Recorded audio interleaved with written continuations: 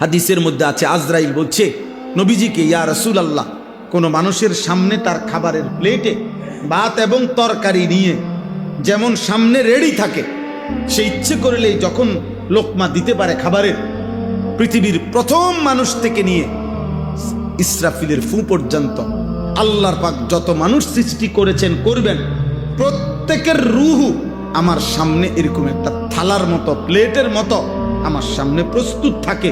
আল্লাহ যখনই হুকুম দেয় আমি তাকে খাবারের লোকমার মতো তুলে নিয়ে আসি। এটা আল্লাহর নবী কাছে আজরাইল বলছে।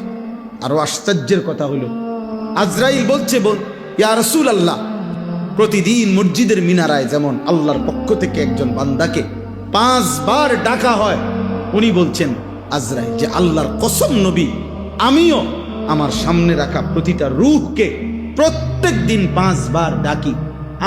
আমি আজরাইল ডেকে ডেকে বলি, হে রূহ, আমি কিন্তু তোমাকে নিয়ে আসবো, তোমাকে নিয়ে আসবো, তোমাকে নিয়ে আসবো, তোমাকে নিয়ে আসবো, তোমাকে নিয়ে আসবো। আমি তাকে প্রত্যেক দিন বলি, কিন্তু ও কখনোই গুরুত্ব দেয় না। আর এই গুরুত্ব না দিয়েও শেষ পর্যন্ত একদিন থাকতে পারে না। সত্যি সত্যি একদিন মৃত্যু হয়েই যায়।